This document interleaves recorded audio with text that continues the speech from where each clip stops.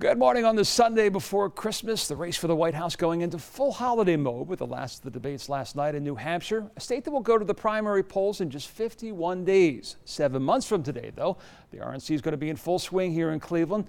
And one of the keys to making this a successful convention will be the selling of Cleveland by the people of Cleveland. The volunteers are going to promote the city to the 50,000 visitors that will come here.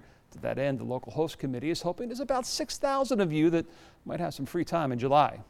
We're already at 3,800 people signed up, which is fantastic, but still a long way to go. If we look historically, we're way ahead of where other cities have been, which is fantastic. In a year where the race to accept the Republican nomination in Cleveland has included some controversial statements, the host committee wants volunteers to remember giving your time is about supporting Cleveland, not a political party or candidate. This isn't about red or blue, it's about green, and that's what this means for Cleveland. Looking to capitalize not only on the convention, but the conventions that will follow are the new hotel projects that are going up in downtown Cleveland. One of the more interesting ones is the conversion of the old school administration building on East 6th Street. We got an exclusive look at the work underway.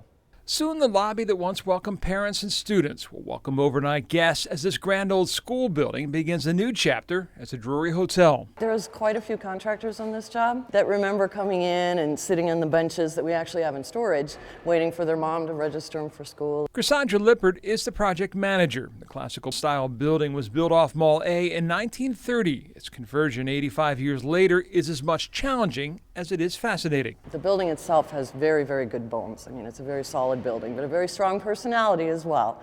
You just, it's not going to be told what to do. So every time you turn a corner, you just don't know what you're going to find. Walls behind walls, ceilings above ceilings, pipes, you know, the whole thing. The roughly $50 million project is being aided by historic tax credits, as much of the building and its grand features are being maintained and restored. These historic displays here, and again, all the metals, this is all getting refurbished. Obviously, the marble will be refurbished. From the outside, the original windows are boarded up as each individually is restored. That's 30,000 pounds of glass, 1,500 pounds of brass hardware.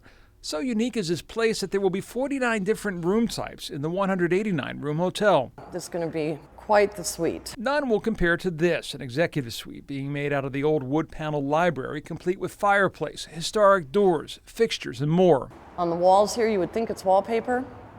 That's actually hand-painted linen. So we have a restoration artist who's actually on site now, starting in the auditorium, but they'll fix all of this up.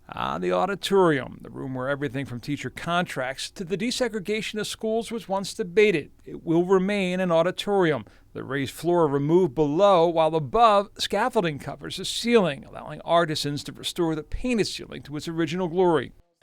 And the project is set for completion mid-April. Plenty of time for the RNC. Well, the Sunday before Christmas is one of the busiest shopping days of the year, so I know a lot of you are heading out the door. So in case I don't see you, have a great holiday. With Democracy 2016, I'm John Kosich.